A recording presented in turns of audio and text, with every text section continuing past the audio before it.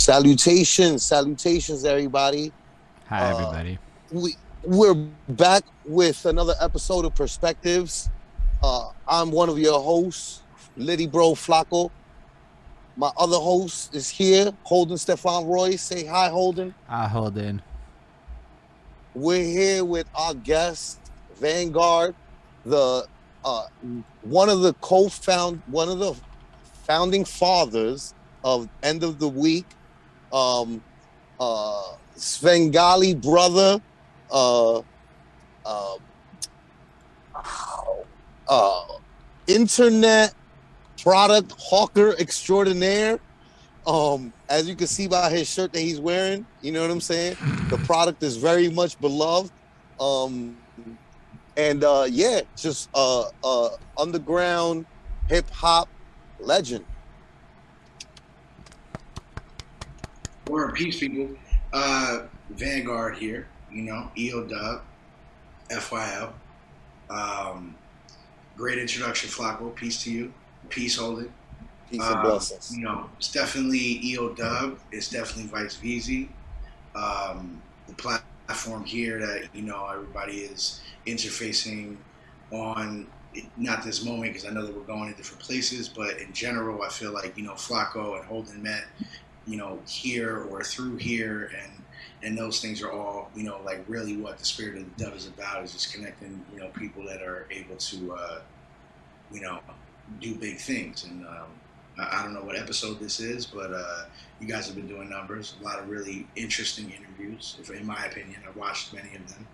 A lot of those people are personal friends of mine, personal friends of ours. You know what I mean? EO Dub friends, which is a beautiful thing. So, thank you for having me. Thank you for being here.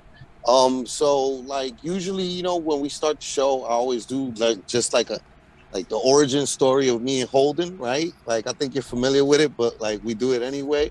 When we were on the Littyyy Bros um volume 1 run, our engineer, Mirka Miyagi, shouts to Mirka Miyagi in Montreal, Canada. He was the one that engineered the whole project.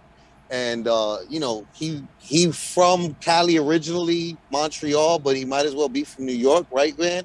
Where like he has that classic New York engineer attitude where like I don't promote nobody who I work with. Like I ain't promoting you motherfuckers trash. But he promoted our shit, right?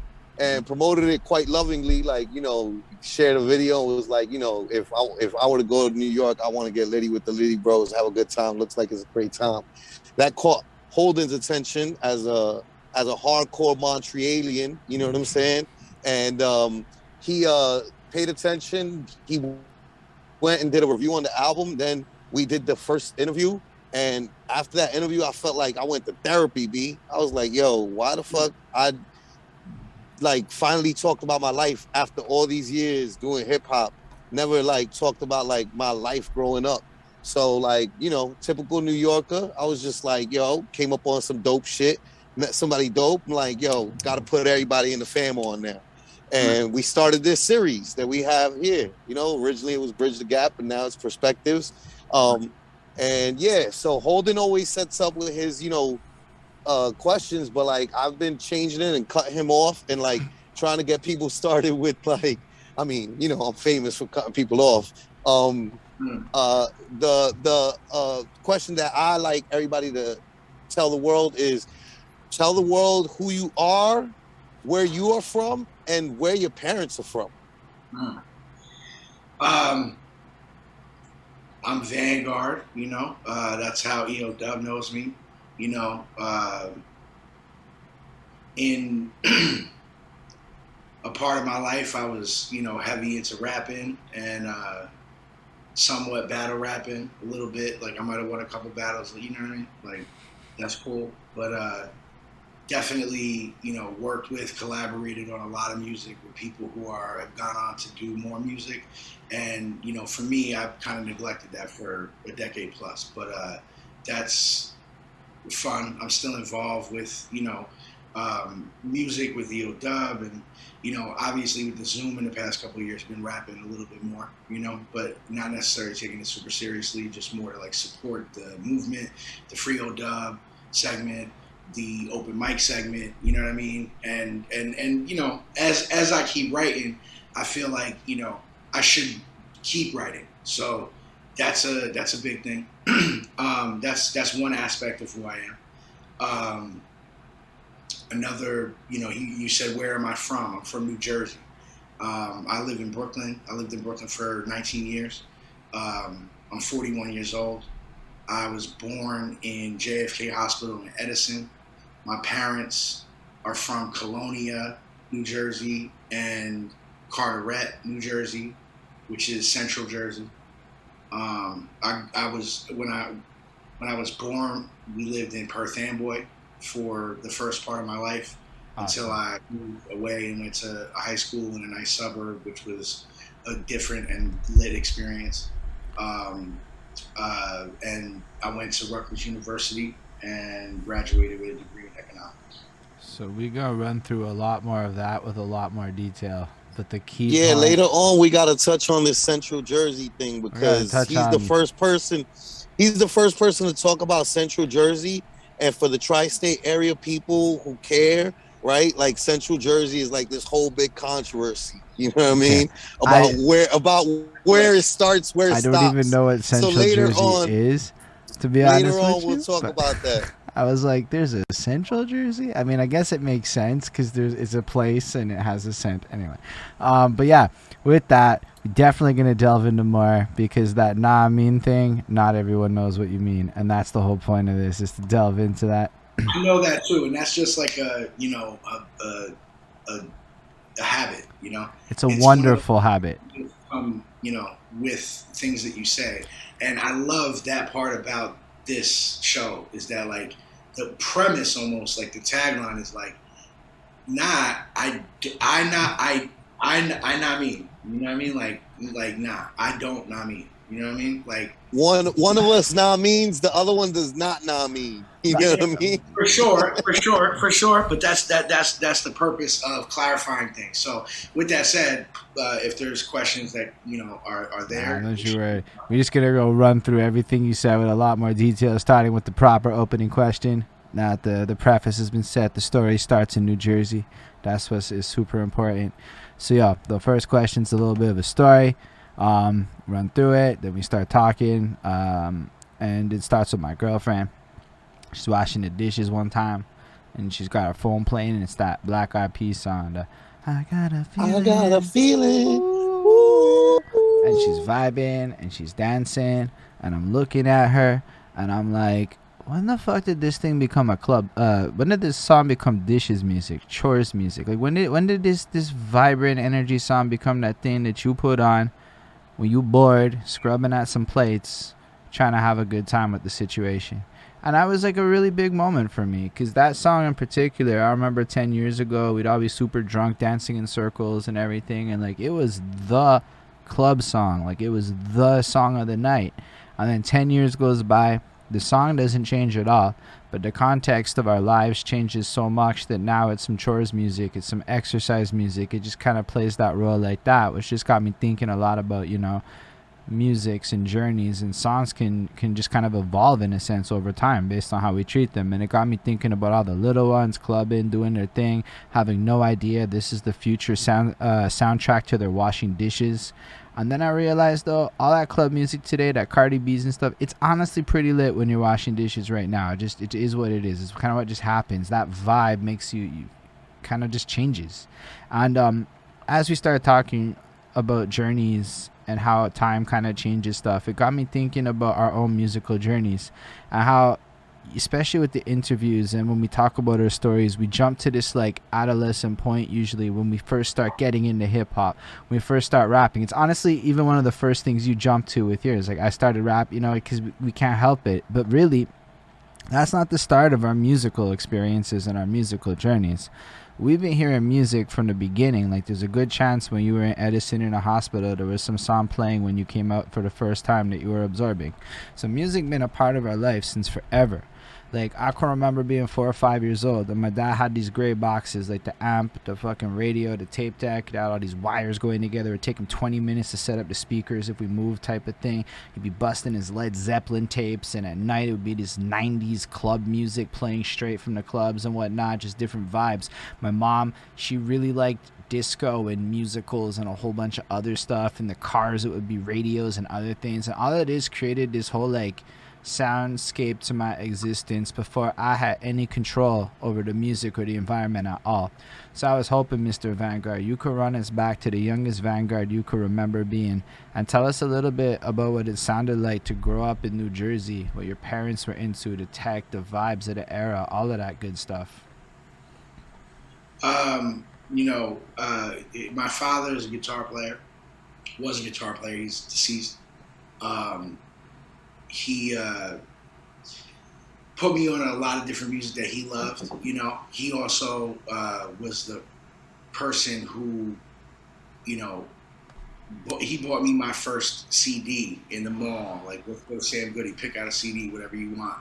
Like, didn't care that I didn't like the same music as him. You know what I mean? Get to the counter, like, oh, like, yup. Like, he was lit when it came to music, and put me on to Stevie Wonder, put me on to Jeff Beck, put me on to his own music, and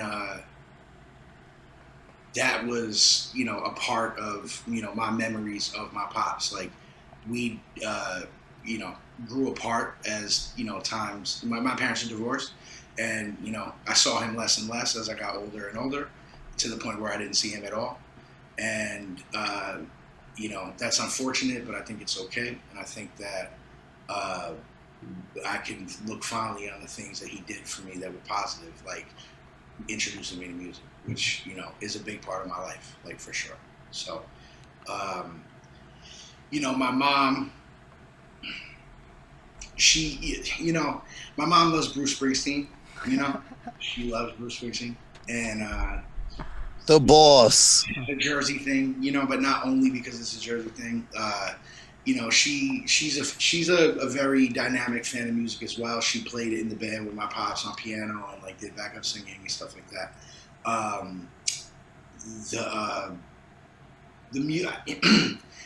The music that my mom's listened to is like more, like dynamic. If we were in the car, she would have one, the Z100 or something like that, just like the popular station. But then when it came time for me to be, 12, 13 years old and wanted to put on, at that point, it wasn't even High 97. It was like, you'd have to put a tape in, but I was allowed to do that. You know what I mean? I'm dating myself, but again, I already told you how old I am. And it's back okay. In, it is okay. That's life. Everybody's going to get here. You should hope that you get to 41. If you ain't get to 41, then you lose it. You heard? That's a big knowledge nugget. It's not called old age. It's called experience. Woo! Yeah, I mean, I'm not hung up on that. And, like, I feel like, when there's a young person that's like, oh, you old. I'm like, you know what? Like, that's a reaction that young people have. And if they knew better, they do better. But they don't have the wisdom to do it. So they just react in ways that are, could make somebody feel less than because, oh, I'm old, that's a bad thing. Like, nah, man. Like, if you're doing good, taking care of yourself, taking care of your people, enjoying life, I saw a meme recently where, it's like the past, the present, and the future, right? Well, I'm backwards, so that's not really working. But either way, the past and the future were huge circles, and the present was like a mini little dot, right? And then they were like, switch your focus, and they made the present a huge circle, and the past and the future little dots, And that's the way that I feel like life should be lived, for myself at least, Like, the past is important, it's here, or this is the future, it's here. The past is also important. But what's really important is the present, right? Not the other way around. So living in the present. enjoy that life, and like no matter what age you are, enjoy that life. And actually, my life is more lit now than it was when I was 20. So don't let you tell me you're 20 and I'm old and it's not lit. It's actually way more lit than when I was 20. So let's be real with that too. Way more lit. I do Yeah. way more lit shit. I could not buy a $400 bottle of champagne when I was 18, fam. Yeah, Now I'll be popping them shits like nothing. All I can You do- say is my life was way less lit in my 20s. Way less lit. I get it. It's a function of like, you know, as you go along, you should gain experience. Experience should allow you to level up in, you know, multiple ways, but like, you know, mostly more experience means that you get more accolades, and then you get a higher pay, and then you got more disposable and all that. Like, yeah, like, you know, the place that you lived in when you were 20 isn't as nice as the place that you live in when you're 50. Like, if you're the 50-year-old version, like if you're leveling up, even if it's incremental levels, like you don't got to be living in a mansion. You know what I'm saying? It's like you just got your shit together a little more than you did yesterday. Like that's like life. If you could do that, then like facts. I like that a lot, Vanguard. I like that a lot. So let's go back to like when you're a little one, because we're still gonna delve into Early that. gems. The man didn't even get 20 minutes into the interview already Nah, dropping he's gems. dropping him. No, for real. I like Vanguard's perspective a lot. Every time I hear you speak, it's usually some wise shit. Recording in progress. Oh, there's the standard recording message we get. That's okay. But if we go back to when you were young, with that much of a musical influence around you, no worries about that at all, James. With with all that musical influence around you, are you like inspired by this to start singing along, to start trying to play a guitar? Like, is there like a 5-year-old Vanguard that's like trying to get all up on his music grind? Nah, like in my teens, I like picked up a guitar and learned a little bit. My dad taught me some stuff, and then I really just didn't keep up with it. The thing that was like it was, you know, I think like when I was 12 and we went to Sam Goody in the Woodbridge Center Mall, you know, and my pops was like, pick out a CD, anything you want. And I went straight to the hip hop shit and got Gangstar Daily Operation and was like, this is my shit. I want this. I didn't even think twice when I went to the counter if it was for me. It was pick anything you want. You know what I mean? I know that wasn't his shit, you know, but he let us listen to it and listen to it too with us, you know. My brother went and bought a Slayer album, you know, and that was cool too. Like, no, like, you know, I mean, the Gangstar shit is like hip hop. That's not my pop's music. My pops did rock and roll shit, but Slayer ain't his music either, and that shit is like wild offensive. It's like NWA for heavy metal. You know what I mean? And in a totally different way, but just to say that it's like wild offensive. You know what I mean? It's like satanic music, cursing, all that shit, mad loud, abrupt, all that. Like when I could fuck with that shit because my brother likes it. I mean, my brother went and saw Slayer in El Paso because he lives in Texas now. But I have a twin brother. Talking about my pops, talking about You have the a story. twin brother? Ooh, Yeah, I have a twin. that's so cool. Yeah. I was gonna pull a little bit on that string so you could drop that gem. So yeah, so me and my twin brother, we're in Sam Goody. He gets a Slayer CD, I get a Gangstar Daily Operation CD, and you know that was, you know, I was already into hip hop, but like that was like my first piece that I bought, and I was 12, you know, and that's like around the time when you start getting your own thing, your first Walkman, your this, your that, you know what I mean? Maybe a little younger, but for me it was that moment that I remember.